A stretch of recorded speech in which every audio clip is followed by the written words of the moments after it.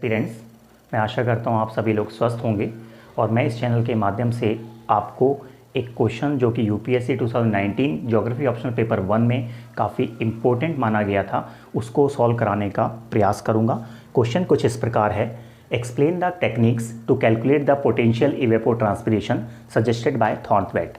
तो इस क्वेश्चन से एक बात तो क्लियर हो जाती है कि थॉर्नवेट महोदय ने जो 1948 में अपना क्लाइमेटिक क्लासिफिकेशन दिया था उसके अंदर इस टर्म्स को इंक्लूड किया गया था और इस टर्म्स को कैलकुलेट करने की टेक्निक्स को हमें यहाँ पे प्रेजेंट करना है।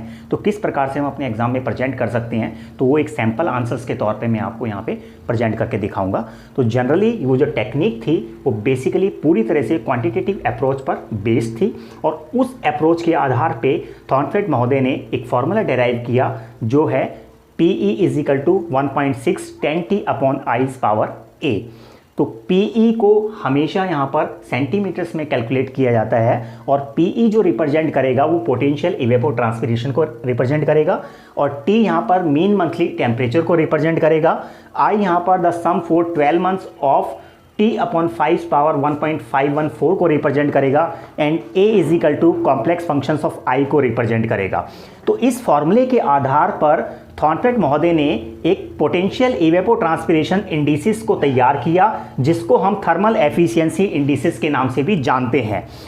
ये दोनों सेम इंडिसेस मानी जाती थी क्योंकि इनका फॉर्मूला भी सेम था। तो इस इंडिसेस के आधार पर थॉर्नवेट महोदय ने थर्मल प्रोविसेंसेस को 9 थर्मल प्रोविसेंसेस को रिकॉग्नाइज किया जो कुछ इस प्रकार हैं। चलिए नेक्स्ट देखते हैं हम।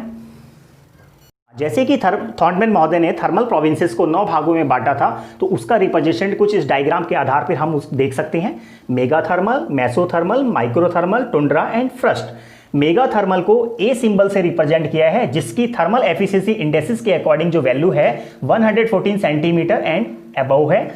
मेसोथर्मल्स को 4 भागों में सब क्लासिफाई किया गया है, B1, B2, B3, B4 and B4 की वैल्यू थर्मल एफिशिएंसी इंडिसेस के अकॉर्डिंग 99.7 सेंटीमीटर टू 114 सेंटीमीटर है एंड B3 की वैल्यू 85.5 सेंटीमीटर टू 99.7 सेंटीमीटर है एंड B2 की वैल्यू 71.2 सेंटीमीटर टू 85.5 सेंटीमीटर है एंड B1 की वैल्यू 57.02 71.2 सेंटीमीटर है। नेक्स्ट हमारा है माइक्रोथर्मल। माइक्रोथर्मल को भी 2 पार्ट्स में सब क्लासिफाई किया गया है। तो C2 की वैल्यू यहाँ पर 42.7 सेंटीमीटर टू 57 सेंटीमीटर है एंड C1 की वैल्यू 28.5 सेंटीमीटर टू 42.7 सेंटीमीटर है एंड टुंड्रा रीजन्स को D सिंबल से रिप्रेजेंट किया गया है जिसकी वैल्यू थर्मल एफिशिएंसी इंडिसेस के अकॉर्डिंग 14.2 सेंटीमीटर टू 28.5 सेंटीमीटर है एंड फ्रस्ट जिसको ई सिंबल से रिप्रेजेंट किया गया है उसकी वैल्यू थर्मल एफिशिएंसी इंडिसेस के अकॉर्डिंग बिलो 14.2 सेंटीमीटर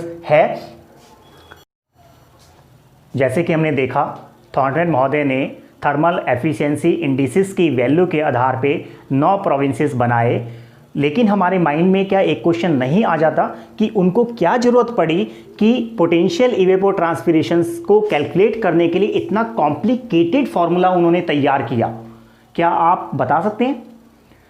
उन्होंने इतना कॉम्प्लिकेटेड फॉर्मूला इसलिए तैयार किया क्योंकि उस समय कोई भी ऐसा प्रिसाइज इंस्ट्रूमेंट अवेलेबल नहीं था जो इवेपोट्रांसपिरेशंस को या पोटेंशियल इवेपोट्रांसपिरेशन को प्रॉपर तरीके से एक्यूरेट वे में मेजर कर सके। इसका सबसे बड़ा रीज़न ये माना जाता है। अब क्वेश्चन ये भी आ जाता है कि इसके पीछे उनका उद्देश्य क्या था कि पोटेंशियल इवेपोट्रांसपिरेशन को लाने का और इस कॉम्प्लिकेटेड फार्मूले को बनाने का उसके पीछे सबसे बड़ा उद्देश्य ये था कि वो अपने क्लाइमेटिक क्लासिफिकेशंस में पोटेंशियल इवेपोट्रांसपिरेशंस के इंपॉर्टेंस को एक्सप्लेन करना चाहते थे और उसके आधार पर ही अपने new scheme of climate classification जो ऑफ द वर्ल्ड को पूरी तरह से प्रेजेंट करना चाहते थे। तो थॉर्नवेट को इसी बात पे काफ़ी ज़्यादा लोगों ने अप्रिशिएट किया। जिन लोगों ने उनको अप्रिशिएट किया उनमें कई जूलॉजिस्ट थे, कई बॉटनिस्ट थे, कई ज्योग्राफर्स थे। जैसे कि हमने अभी पर्पस को समझा, अब हम इसकी मेरिट और डीमेरिट को समझने का प्रयास करते हैं। इस टेक्निक की सबसे बड़ी खूबी थी कि इससे एक नया कॉन्सेप्ट डेवलप हुआ। उस कॉन्सेप्ट का नाम था बैलेंस ऑफ ह्यूमिडिटी और इसका अन्य नाम भी है मॉइस्चर बैलेंस। ये इस बात की ओर इशारा करता है कि मॉइस्चर का जो अमाउंट है वो केवल वर्षा पर या प्रेसिपिटेशन पर डिपेंड नहीं करता, बल्कि पोटेंशियल इवेपोट्रांसपिरेशन पर भी डिपेंड करता है। और यह उन एरिया को आइडेंटिफाई करने में मदद करता है कि वो कौन सा एरिया वेट है और कौन सा एरिया ड्राई है। इसके साथ साथ इसकी कुछ डीमेरिट भी रही। उस डीमेरिट में सबसे बड़ा जो क्रिटिसाइज हुआ थॉर्नवेट का वो ये था कि इनका फॉर्मूला जो है बहुत ही ज़्यादा कॉम्प्लिकेटेड था।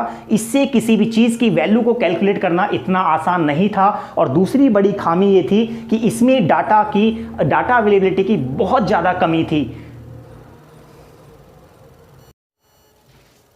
Thank you for watching this video. If this video is very fruitful to you, then please like, share and subscribe.